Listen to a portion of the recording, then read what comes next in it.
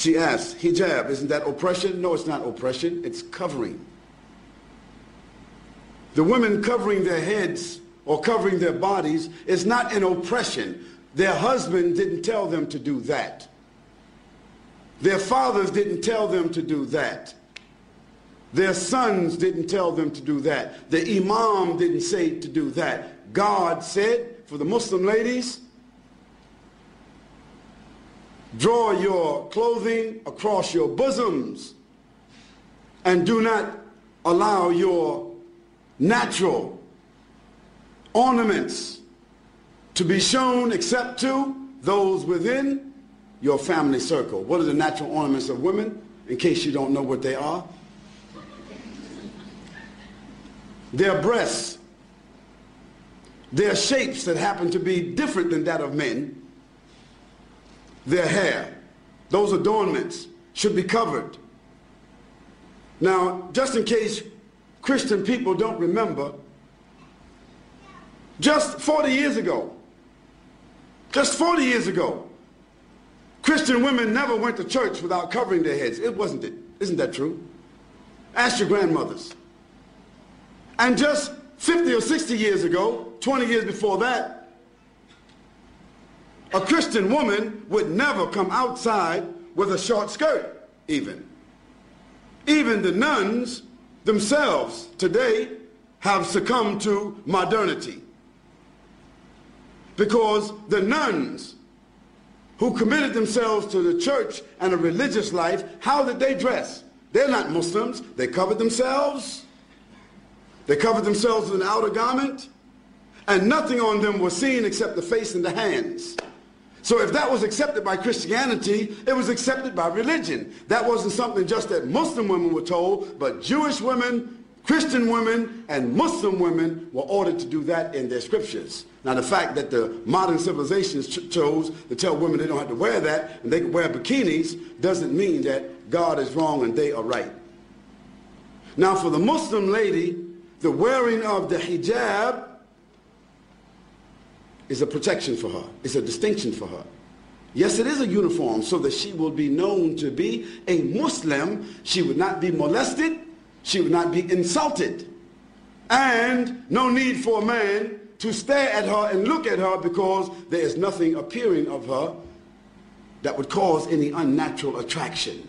Therefore, it is more than likely she can come and go with decency and dignity, and that her natural ornaments will not create an inordinate liability for her, like so happens when you see women wearing jeans and clothing that seem as if they painted it on themselves. Now all you have to do is look at these two women, and you can see the problems that exist. Now, of course, it doesn't mean that every woman that doesn't cover herself completely, it doesn't mean that she's immoral. It doesn't mean that.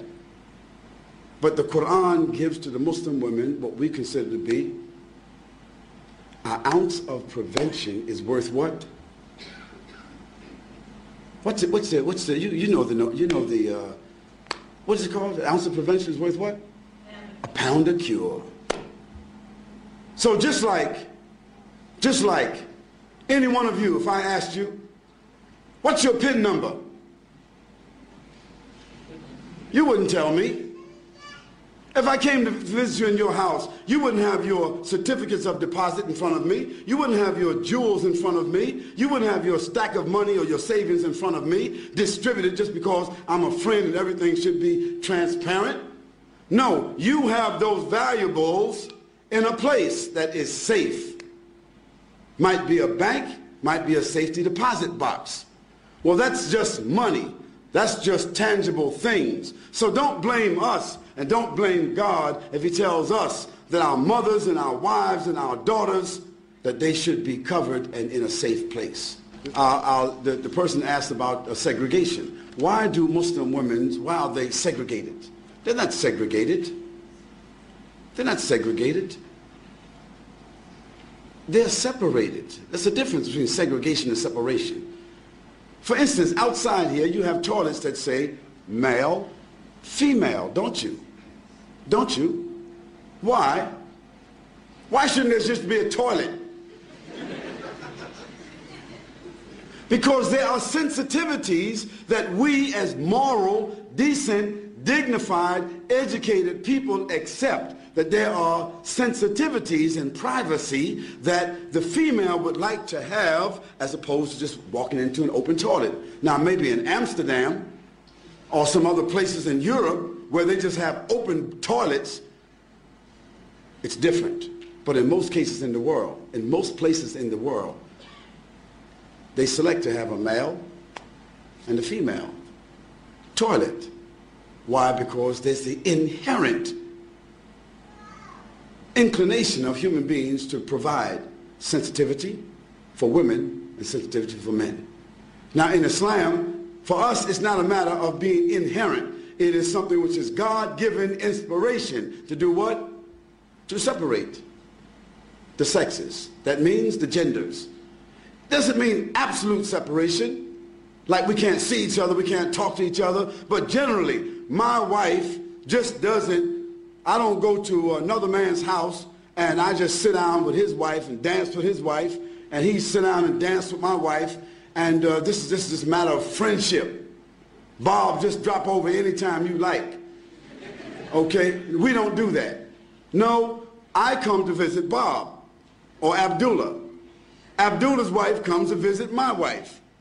I don't socialize with his wife, and he doesn't socialize with my wife. Although there may be occasions where we eat together, our families socialize together, but generally, after boys and girls reach the age of 7, the Prophet said, even if they're brothers and sisters, separate them from the bed.